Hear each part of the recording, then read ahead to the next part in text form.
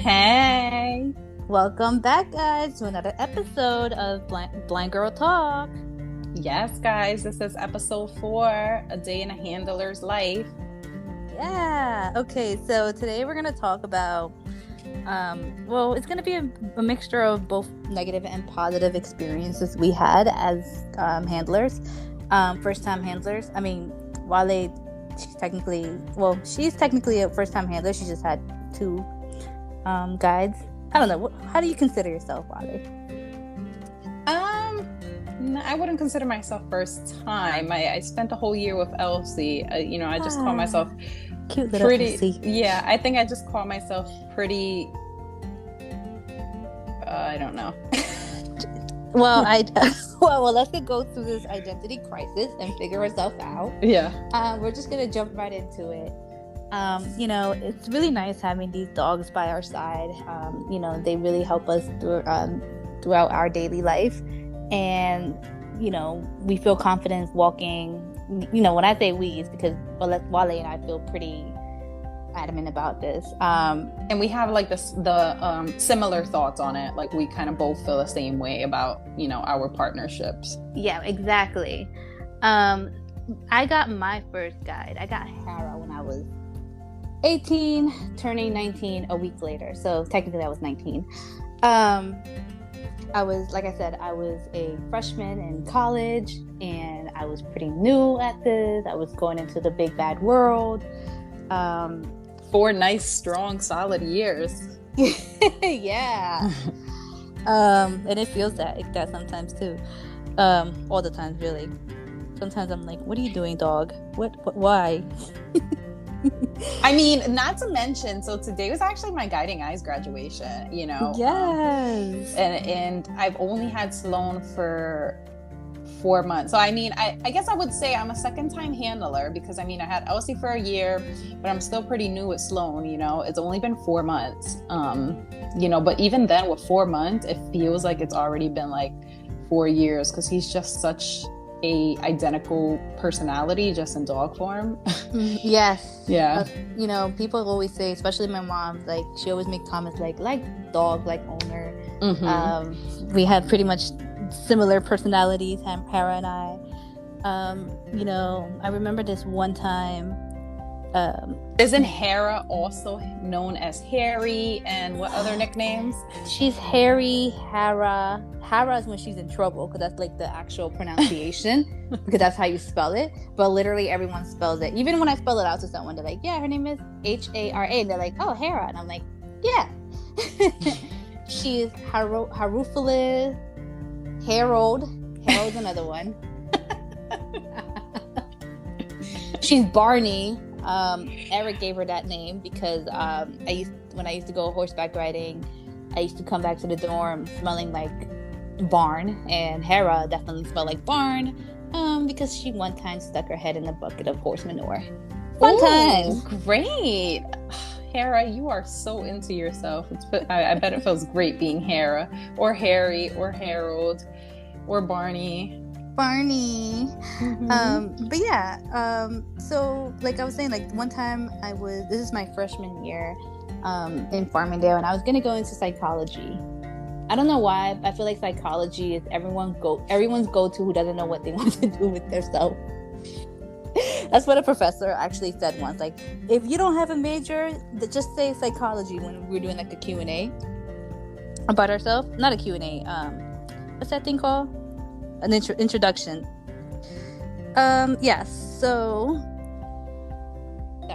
So it was during break, and my sister and I had gone into Rite Aid. Those of you who don't know what that is, just a drugstore. And my sister was just with me, and we walk in, and the security guard comes up to my sister, of course, because, why would you talk to a disabled person? They don't know how to talk for themselves. Duh. And she tells my sister that we can't come in with the dog. So my sister, at the time, she was 13. I was 19. She's 6 years younger than me, so she was 13, 14-ish. So my sister said, it's a guide dog. She's allowed to be here. And the guard was like, no. And then at this point, I'm realizing that my sister's not with me anymore, because I honestly was gonna keep walking. She stopped me, and I'm like, what's going on? She's like, security guard said that you can't come in here with Hera, but I'm trying to explain to her that, it's Guide Dog. And, I said, yeah, she's right. This is my service animal. She's allowed to be here according to the ADA. And then she was like, no. And then I'm like, all right, I'm going to speak to your manager. And then she calls her manager, who takes her sweet time coming to us.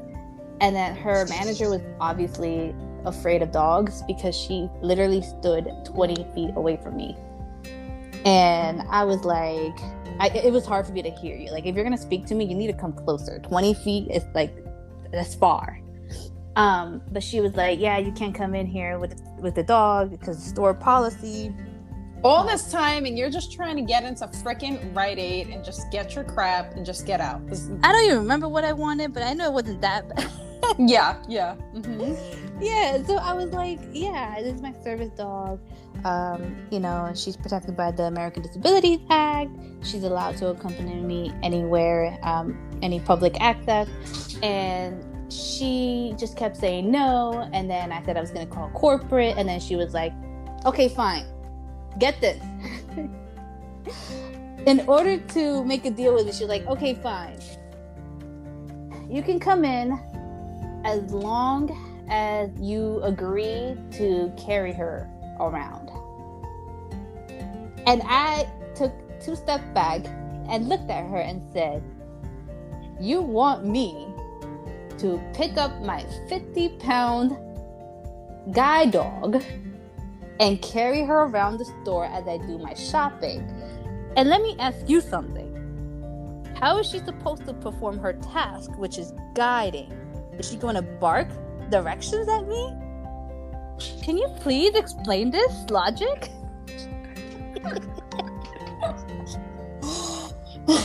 I never heard, up to that day, I never heard something more stupider.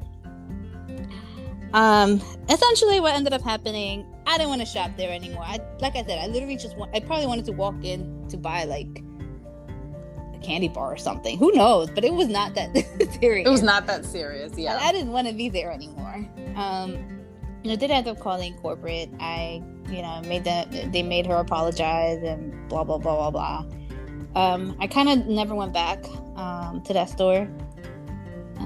Just because I remember, was that actually the Rite Aid where you went in there and like some really cool guy assisted you buying like feminine products? Oh no, that was the other Rite Aid, and I literally kicked myself for not going there because the Rite Aid with the cool guy, it's a block and a half away from my house. The Rite Aid where they denied me, it's 2 blocks away, but in the opposite direction, and you have to walk these long ass blocks. So it's technically 4 blocks away. But, like we were in the general area. That's the only reason why I went there. But yes, I remember that story. I had a really positive experience. One time I was taking winter classes and things were pretty intense. My classes, it was like a semester bunched into 2 weeks. So I hardly left the house, and it was also cold. So I went to the store to buy tampons, and I asked for assistance, and the guy, offers to help me. And, we stand in front of the shelf, and he's like, by the way, this entire time he's not interacting with Miss Hera. He's totally ignoring her. He's, giving me directions, because Hera doesn't really follow. I mean, I don't really encourage her to follow people, and that's a personal, preference. I'm not saying it's a bad thing. But yeah, he's like, so, what kind do you need? What size do you need? I'm sorry, I never really done this before. What a sweetheart, though. He was so sweet. Because he was not being insensitive. He was just trying to be like really gentle, but not also offensive at the same time. Like, Honestly, there should just be more men like this in the world, because you'd be surprised when like you go to a store, even with your man or not, like they don't want to look at feminine things. And like I don't understand why it's so terrifying to look at feminine things. There's nothing wrong with that. Like Right? there's nothing. I actually admire a man that can go into the store and buy a pregnancy test or buy tampons or pads, or even Summer's Eve. Like if you have to go in there and buy your girl some Summer's Eve wipes or some Vagisil, don't be freaking ashamed. Like you actually should pat yourself on the back for doing that. Be proud. Yeah, be proud. Like wear those tampons over your shoulder if you have to. Like do something, but like don't be ashamed, because like we live in 2021 and like it's really great that men can go into the stores and buy things for the girls if they need it, whether that be their sister, their mom, their girlfriend, whatever the case may be. Like be proud to do that, you know? And like don't be ashamed when you're asking like what size, what color. Like I know it looks like rocket science because you don't use it, but I would rather you do that than just grab something that you think it is and then you just grab me the wrong thing, because there's nothing you can do much more offensive to a girl than go home and bring her a box of tampons that's not her size or that's not what the one she wanted or not the one she's used to. I mean, I personally products are generally like they have like such a negative connotation to them, but that's like, what I'm saying. Like it shouldn't really be negative. Like, and honestly, we should put that in another episode, like just being blind and like feminine hygiene and like feminine products and just in general, because there's nothing wrong. Like people assume like, oh, she's buying Summer's Eve because maybe her crotch smells. Like that doesn't mean that's not the case. That just means maybe that you're just having good feminine hygiene, and there's nothing wrong with that. Evidently, for the people who aren't educated, you can't wash your feminine parts with the same soap that you wash your body with. That's just gross. You cannot do that. Like if you're using a Dove soap, which I use and I love Dove, I'm using one that's really freaking good, and it's called Mango Butter, and like I just want to eat it. But you know, and trust me, I'm not for your hoo-ha or for your body. No, for my body. I don't use Dove for my hoo-ha. No, that's what I'm trying to say. Like, you cannot use the same soap that you use for your body in your feminine products. Like, I personally don't like Summer's Eve. I can be honest. Like, I'll do like Summer's Eve, like the wipes and like maybe a deodorizer, but I'm really into Let Me Sew. Like, Let Me Sew is just my shit. And like, you know, I will forever die with Let Me Sew, but like, it's hard to find it. Like, you would either have to buy it on Amazon or New York, or Let Me Sew is a Dominican version of Summer's Eve, but it's made with a mint extract, mint leaves, and it's all natural. Versus Summer's Eve is more like, and this is just me speaking, like if you like Summer's Eve's great, but Summer's Eve is more like a creamy wash that you're putting down there. And like, this might be TMI, but this is an explicit channel. Like, I don't want to feel like I'm creamy down there. Like, you don't want to just, you know what I mean? Like, you don't want to go about your day like feeling all like, you know what I mean? Like, yeah. You don't want to feel that way. You want to feel clean, refreshed, and nice and dry. And you know what I mean? Like, you don't want to walk around with wet panties. That's not like the goal I'm looking for. Like, I want to feel clean. And Let Me Sew does that. If you want Let Me Sew, go get it on Amazon. LEMISOL. Really, really good. It's a Dominican product. This is not a sponsor, by the way. We are not. This is not a sponsorship, but it's really, really good. I don't even know what this had to do with a day in the life of a handler, but we drew off topic, but it's fine. We're giving some. We're giving some input on, you know, cleaning your hoo-ha, you know, just in case you have any, you know, questions about that. I mean, that can be left for another episode. Anyways, going back to the day in a handler's life where you experienced that horrible public access issue in Rite Aid. It was so humiliating. I was young and not and a fresh handler as well, by the way. Exactly. Mm-hmm. It was so embarrassing. Especially because there was people watching, and even some people were trying to defend me. They were like, it becomes a nuisance. Like, it really becomes a nuisance when you experience public access issues, not only for yourself, but you create a crowd, and it can either be a negative crowd or a positive crowd. You can get people that are negative and interfering, and you can get people that are positive and rooting for you. But then I never had a negative crowd, thankfully. Thankfully, but then again, like, who wants that? Like, I don't think we as disabled people, we don't need a freaking crowd. Like, I don't need nobody to cheer me on as I advocate for my disability, and I don't need anybody egging me on when I advocate for my disability, you know. I think you sharing that shows a lot, though, because it tells the people that we are made to advocate, and we kind of have to advocate on a daily basis because the world is just uneducated and the world is ignorant. But it also goes to show that when you are a first-time handler, you don't always think of the negative when you become a handler. You don't think of those things. Like, you hear about it, but you kind of think in your head, that's probably not going to happen to me. You know? That's true. Because I thought that same way with Elsie. You know, you think it's not going to happen to you until it does happen to you. And I'm sorry to say, but it takes a couple of steps in those stones to realize that, holy crap, maybe advocating is something. Because I feel that when you're with a cane, you don't have to advocate as much as you have to when you have a dog, obviously, right? They're not going to deny you. They're not going to deny you access to anywhere with a cane. So that's why... Like, there are things... You know, with a cane, I feel like people see you as more disabled, and people just trying to grab you. Yeah. You know, whenever try to grab you and steer you in the right direction without even asking if you should be grabbed. People, I mean, even with Hera, people still try to do that. Yeah. Yes, people still try to do that. They're really bold. How are you gonna approach a person with a dog? Like, what are you doing? You trying to like don't die? Know the dog. You don't know the dog either. I mean, that's another thing too. Like, when we discuss like the public access issue, but that's another thing, the interference, not only public access issue, but the interference of other people outside. Like, let me explain this situation. Like, and I think it's really important to say this, like, when you're walking and you go into somewhere, for instance, I love Target. Like, that is like my main spot to go. And again, not a sponsorship, but I freaking love Target. And I would go there like on maybe weekly basis. Yeah, they should. But I would go there on a weekly basis. And let me tell you, when I first moved here to where I'm at now, I never went to that Target, obviously, right? But I went one day after getting a spa, and I was like, I need to go to Target. I need to pick up some things. Like, I go to Target just for the hell of it sometimes, but this day I had to pick up some things. So I go in, obviously don't know the layout of my Target. So I call Ira, and you know, for those of you who don't know, Ira is, how can I explain Ira? Ira is volunteers, right? That no, that's are Be trained. My Eyes. You Isn't gotta pay Ira for volunteers Ira. too? No, but aren't they volunteers behind the screen? They get paid. Oh, okay. So how do I explain Ira again? Ira is basically FaceTiming an agent to describe things for you. But they're also trained, right? Because there's a big difference between Be My Eyes and Ira. Yeah, I prefer Ira 10 times than Be My Eyes. I've called people on Be My Eyes, and they're like either driving or like cooking. Word! Yeah.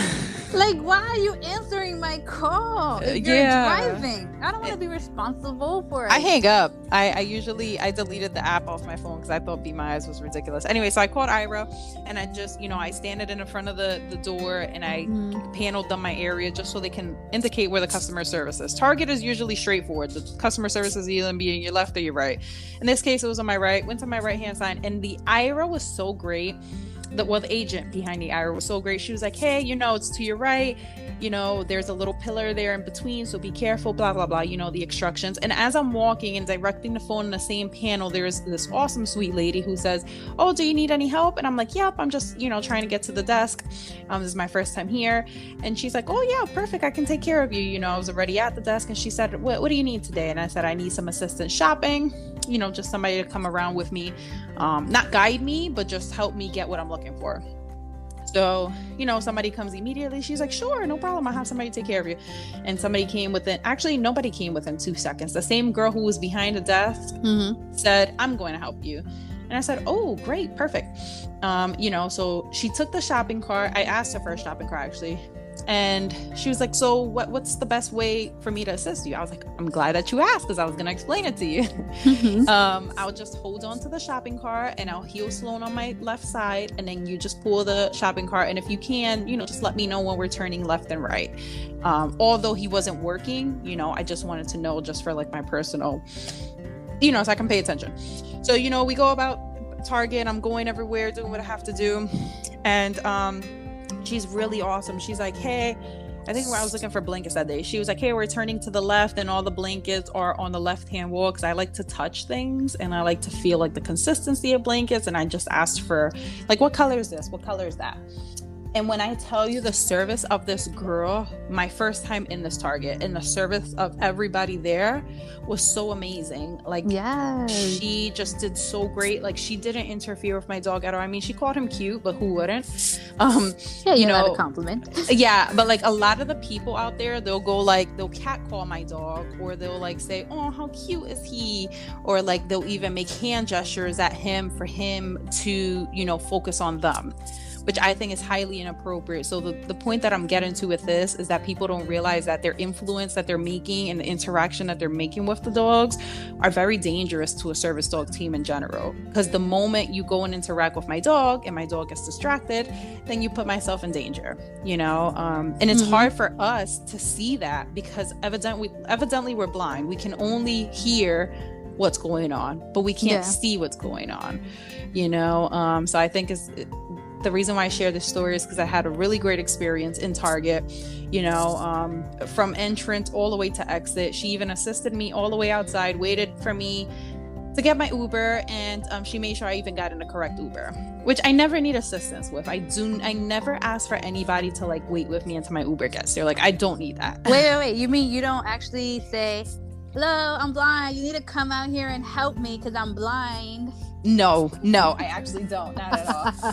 Not once. But I do send a message, and like I let the driver know, because especially in Target, it's like a strip mall type of driveway. I let them know like, "Hey, I'm at Target. I'm traveling with my guide dog. Please call out when you arrive." So either, you know, they can beep the horn, or they can like pull their window down, which is fine. Like, "Waleska," and then I can hear you and I can walk to the car. I don't need you to come out your car. I don't need you to do that. Now, if you're parked across the street, then we got some fucking problems. Then we have to you then even have to do a U-turn. Yeah, you're gonna have to bust the UE, because I am not crossing no busy intersection, even though, I mean, we know how to cross streets, right? But I'm not crossing through a busy intersection driveway. I'm not gonna jaywalk. No, I'm not jaywalk in the middle of a driveway. That's not happening. Like, I don't need you to come out and open a door as limo service, but I expect you to be at least maybe 6 or 5 feet in front of me, you know? And just let me know that you're there for me, because obviously I can't see the color of your car.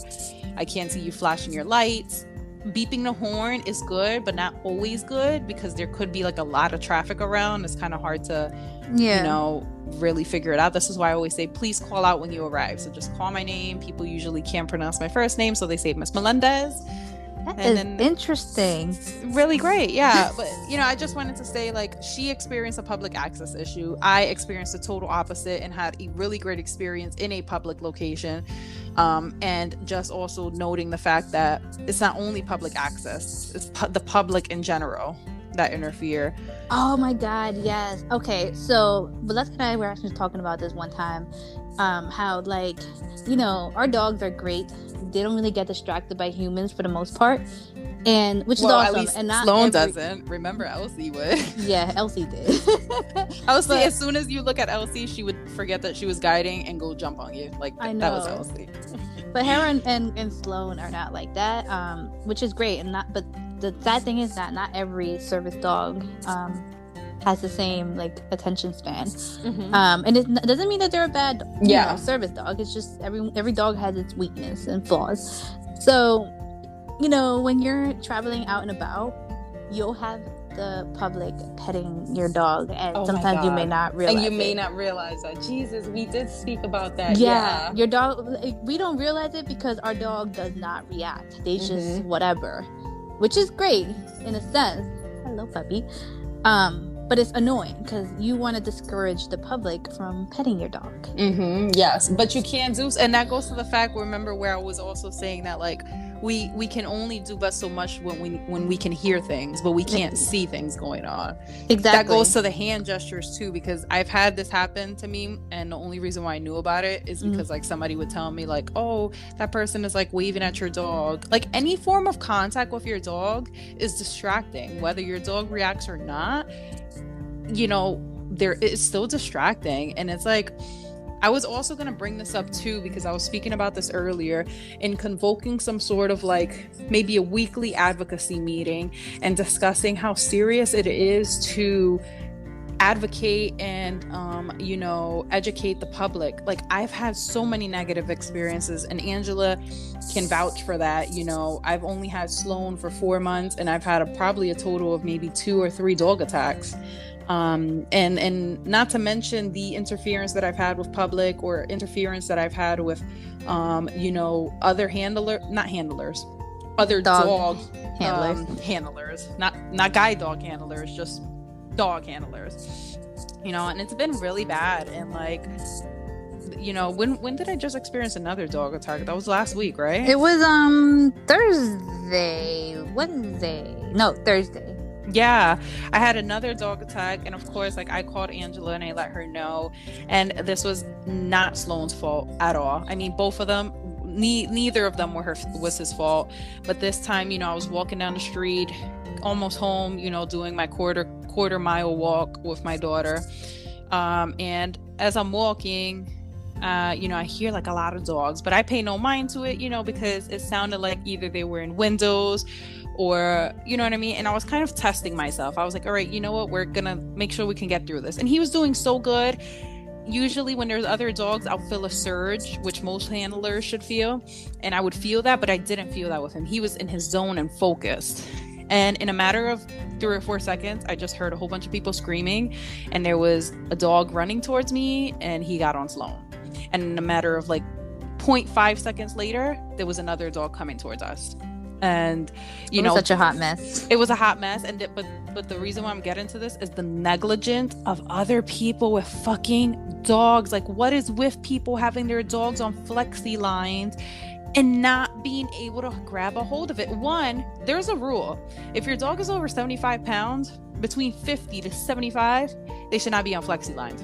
Simple as that.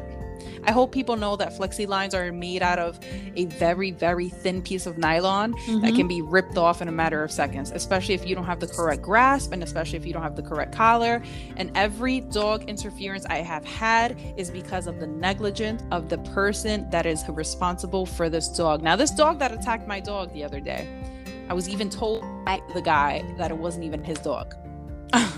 He was watching a dog for somebody else. And then I have the other girl who said, when I started saying he's a guide dog, she said, well, he's an ESA.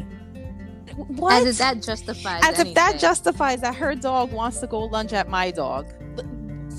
Like, I don't understand why she felt the need to say he's an ESA when I stated he's a service, that I stated that mine was a service animal, that he couldn't be attacked this way because it affected me. And, the guy literally said, I'm sorry, I couldn't tell that he was a service animal.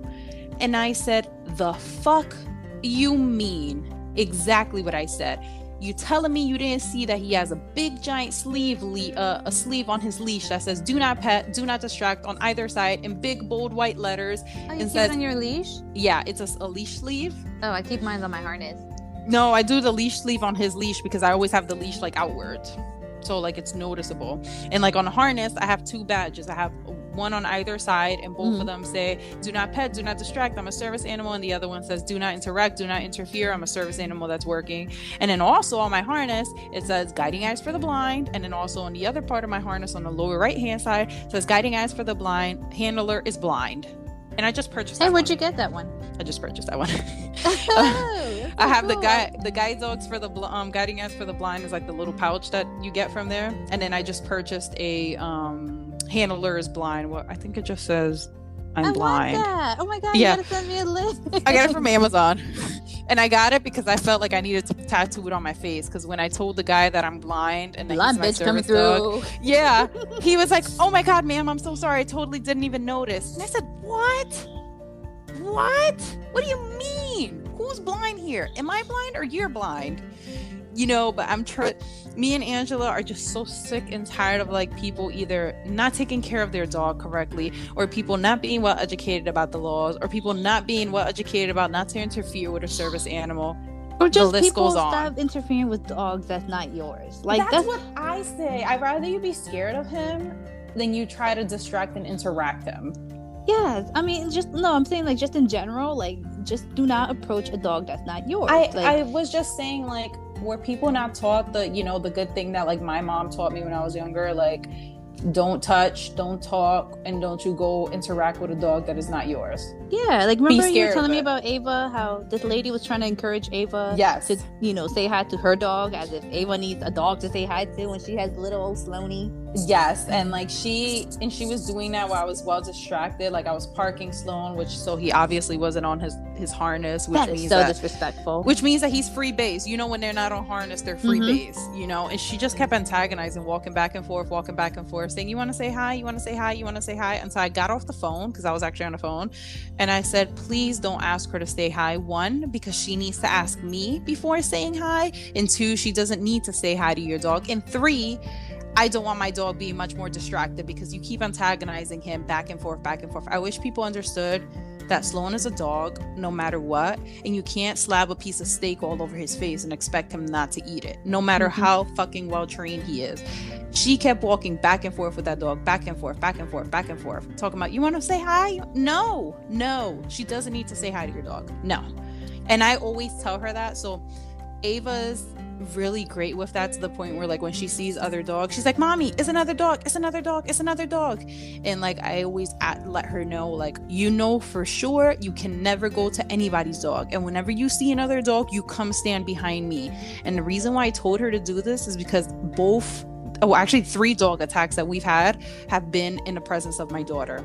And that's another thing that irked me, because my daughter's only 3 years old, and my biggest fear is a dog attacking her, because that has happened and that could happen. And not in the faith of just saying that dogs are horrible, but it's happened, because and it could be traumatizing. Like, and it's very traumatizing. Yeah, right. Like it could be something so much worse, and she's gonna be traumatized forever. Of course. And it's just like, people don't realize, and I was just telling Daryl this, like, maybe it's gonna take like someone to get hurt for owners of their dogs to realize that what they're doing is incorrect. The other day, even, I was coming back home, right, from a walk with Ava, Daryl, and Sloan, obviously. And I'm walking ahead because, you know, me and Sloan always walk fast. And I'm almost turning. So my building is kind of like a circle loop. And to get into my building, you have to kind of turn like a nice little half a circle. That's the only building that does that. And as I'm coming home, I hear people, but I don't hear any dogs, but I hear people talking. And Ava comes in front of me. She's like, "Mommy, it's another dog. It's another dog." And I stop. And I say, "Wait, hold on." And I asked Daryl behind me, "Is there another dog?" He said, "No." And as I'm walking, I feel Sloan surging. I said, there has to be another dog, but maybe Daryl doesn't see it because it was dark. It was like 11 o'clock at night. Ava has better vision. Yeah, Ava has better vision. And she was in front of me. He was way behind me, right? So I stop and I say, "You know what? I already feel the surge. I'm not even gonna bother working through this because it will just be stressful." I hope people also know that this is stressful for dogs. Like, for them to be able to work through another dog is very stressful for them, you know, especially when the dog is antagonizing him. But so I stopped, I waited for Daryl, and, you know, I held on to Daryl, which I don't like doing when I have Sloan, but I held on to him to be safe, because the experiences that I've had so far have been so traumatizing to me that I don't want to stress myself out and do something wrong, because obviously they can feel all our emotions through the harness. And if I'm scared, he's going to feel scared. And I don't want that to transmit to him. So I held on to him, and as we're walking, I have him heeling on my left side, and there's 2 girls in my front lawn, and they have both of their dogs on flexi lines, and they're just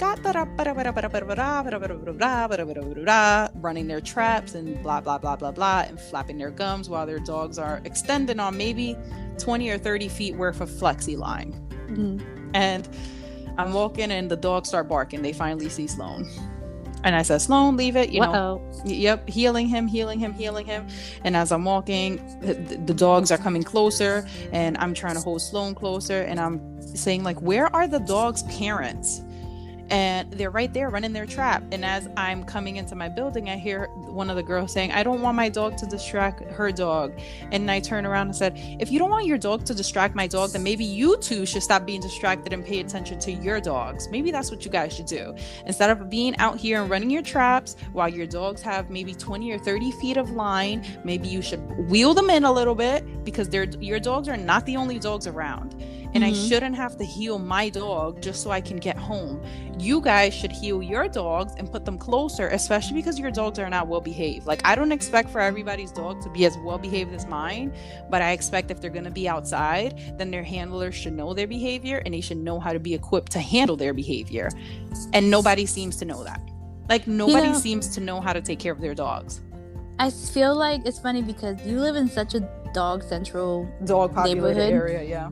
And I did too. When I lived with my parents, there's dogs everywhere. And it was really hard at the beginning when I first got Hera because dog discretion was one of her biggest things. We are way past that now, thankfully. But back then it was so bad that I literally had a trainer come out and help me work through them. But it wasn't because of dogs interfering with her. It was her, like, trying to say hi. Trying to interfere with the dogs, yeah. But the difference between you and I is that you're kind of new to the neighborhood. So not everyone may know that you're blind. I grew up in the neighborhood that my parents live in, and everyone knows that I'm blind. So when the day that I came home with a dog, everyone kind of like put two and two together. Oh, that's her helping dog. That's what they call it. So like my neighbors are really considerate. Like everyone that lives in my area. Whenever they see me walking down the sidewalk with Hera, they cross the street, which I truly appreciate.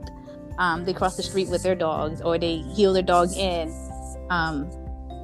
And they kind of wait on the side, you know. Yeah, I had not had any like major dog incidents the way you have because, you're pretty much new to that area and nobody understands. I wouldn't even say only new to the area, because when I also lived in, my previous location, pretty much everybody knew I was blind because I lived there for over 3 years, but I wouldn't say it's technically because it's new, but what I would say over here, different from my previous house, is that the people are not caring of their dogs, and it seems like everybody just has flexi lines. What I was thinking is there should be some sort of bylaws that when people get dogs, so I don't know, I also had an incident here in my building where I would go park my dog and we'd always run into this dog from the building, because now my building is dog friendly, and that dog would always bark at Sloan all the time, bark at Sloan. And the girl one time said, "Can your dog say hi to my dog so he would stop barking at your dog?" No. And I was like, you know what? No, I said yeah, because he was off leash, and I was just kind of giving him like run. I was like, yeah, go ahead, cool, let him like blow off some steam. It won't be bad to meet like a dog friend, right? And they met each other, cool, whatever. By the way, this other dog is a puppy. It's an Australian Shepherd, and it's only like 8 months or so. And I was like, all right, so I'm hoping after this maybe he won't bark at Sloan anymore. I saw him maybe every single time I go park Sloan for the evening. I see him, and the dog continues barking. And then one time I told the girl, said, I don't know why he keeps barking at your dog. He's an ESA. And I said, oh, really? And she's like, yeah, he's my emotional support animal. I was like, oh, that's great. Blah, blah, blah. Cool. Because I don't have to question you. I don't care. And, then I saw the dog again, but it was this time with the boyfriend, right? And he's always sweet. He's like, hey guys, what's up? And this time, his dog is barking again. And I told him, the last time I saw your girlfriend, she told me that he was an ESA. And honestly, just to let you guys know, ESA should not, if you have an ESA, one, you need to have a documentation. You can get it everywhere because an ESA doesn't need to be trained, obviously, but don't claim he's an ESA if he's not. And then when I told him that, he was like, what are you talking about? I said, your girlfriend told me he's an ASA? And he's like, no, we just got this dog from ASPCA. And I was like, go down. Wait, in my head, I was thinking 2 and 2, but I didn't want to like possibly break up a relationship. So I was like, you know what? I was like, okay. You kind of question it, like you kind of wonder, like, did she lie, or did I heard wrong? Like, because that can happen. Like ESA, ASPCA has similar letters. I did not hear wrong at all. I specifically remember the conversation because I told her that, the next time she saw my dog and she said, can they say hi? I said, no, he actually can't say hi this time because he's working. He has his harness and he can't, be distracted. And she's like, yeah, he's also an ESA. And I don't understand why people feel that when I say that my dog is a service animal, that they have to compare it with an ESA. An ESA is not a service animal. It's a legitimate emotional support animal. And it does not have public access the way a service animal does. You know, and that's something that, you know, I plan to do here on this podcast as well. That would be another episode where we kind of more enforce the difference between ESAs, the difference between service animal for medical equipment, medical alert, you know, emotional alert, and then also guide dogs, because they all don't fall into the same category. They don't. You know, medical alert service animals fall under a different category and they perform other tasks than what guide dogs do. You know, but that's just like dealing with the public in general, like you know, even when the dog is off duty, not off duty, when they're not doing anything, we're just sitting there, standing there, waiting for something, and you have people making kisses noises, like, yes, I hate that shit so That's much. why I said the cat calling, inappropriate. Like, you know how girls don't even like when you're walking on the street and guys are cat calling you? Yeah, right. So why would you go do that to a dog? Like, you do not have to do that to the dog. And then, God forbid, my dog wasn't this sweet yellow lab and he went to go bite off your face. I wouldn't justify it, but I would say, well, you kind of called for it because you were calling him. So don't be worried. See, nobody ever did that to Elsie because everybody assumed that Elsie was a black pit bull. And, you know, that's why I kind of love my Elsie, and I will always have a soft spot for her, because whenever I was coming around with Elsie, everybody would be petrified. One, because she was small and black, and I don't know why you would be petrified of her. But in some cultures, a black when you see a black dog, it's a scary demon. It's black dogs are like demonic.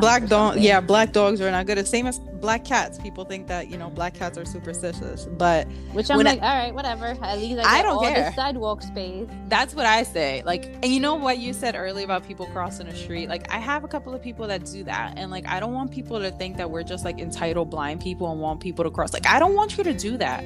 I don't ask you to do that. You can still walk across the sidewalk.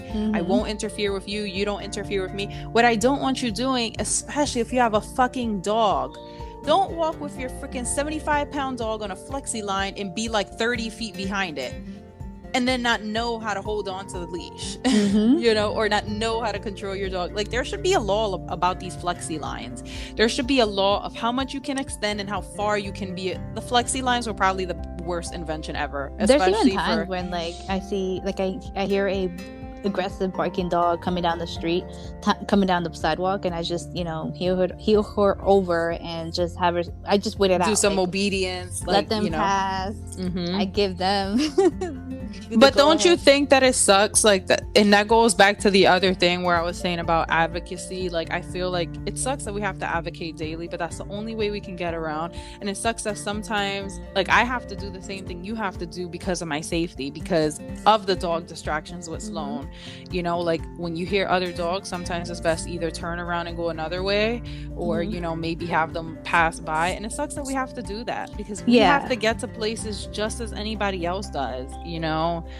The daily advocacy, I totally agree with you. Kind of going back to the whole not realizing when someone is interacting with your dog unless you hear something. That goes like when you're traveling alone. Like I said, you can't tell if someone's silently petting your dog and your dog's not reacting. Of course. Which is disrespectful. It's violation of my personal space, because my dog is part of my personal space. And what about COVID, by the way? Yeah, exactly. And unless I'm with my sister, you know, when I first got her, she was 13. She's shy, pretty timid. She's not really outspoken. But I feel like she's damn really good at advocating. She definitely has gotten really good about it. Like, I would literally, like, we'd be in Bath and Body Works, my favorite store, okay? And I'm just standing there waiting for her. She's off doing something.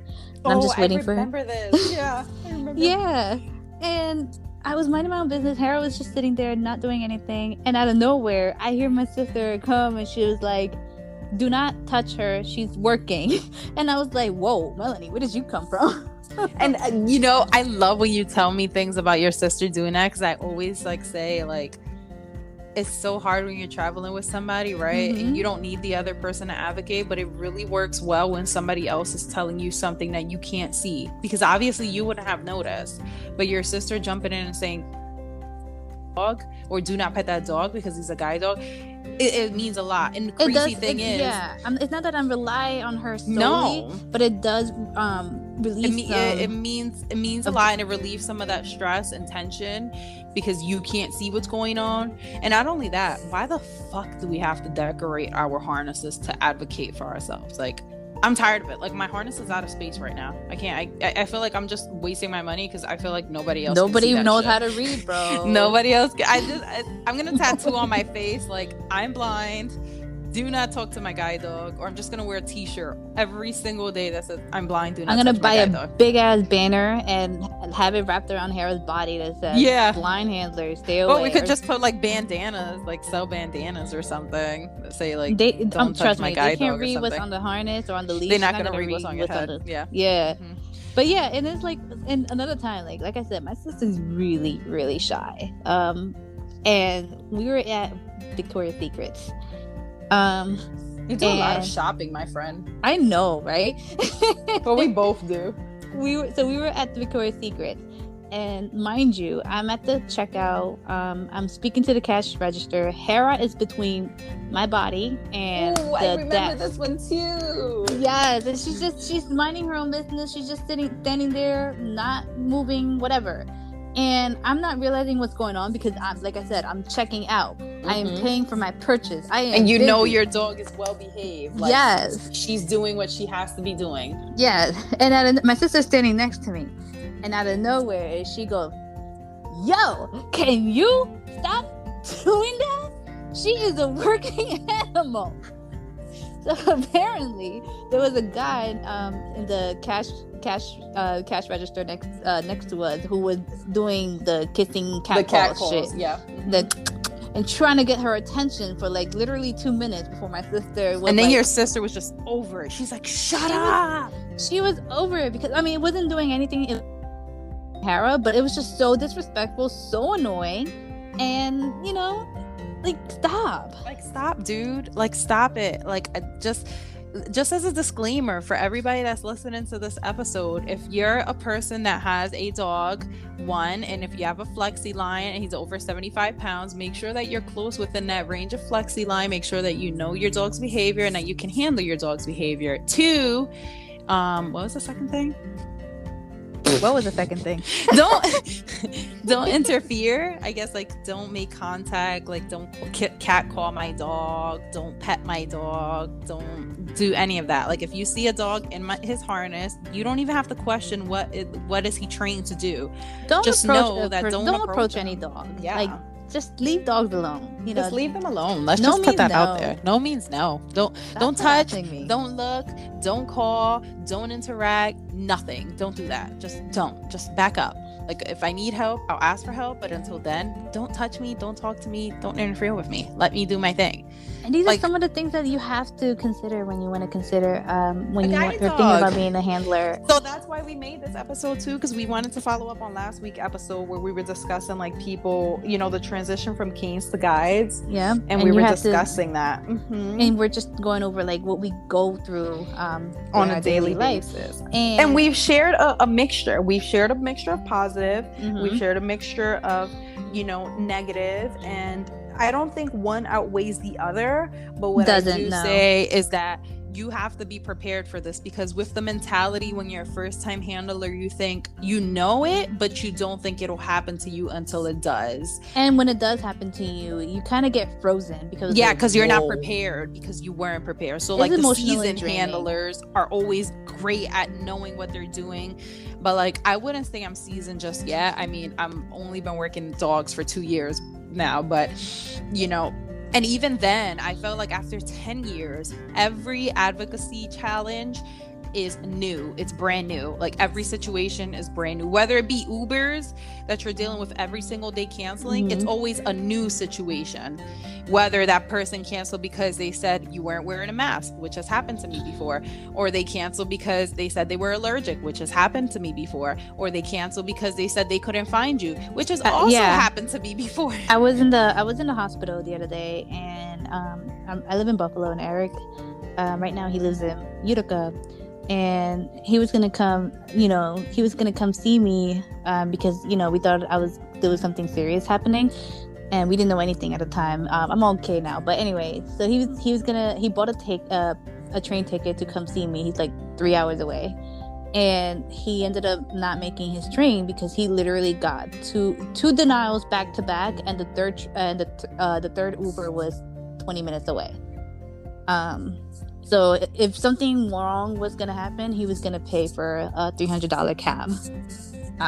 And that's what a not sweetheart. fun. Shout out to him. I'm not gonna say his name, although you already did, but shout out to him. I mentioned his name many times, Eric.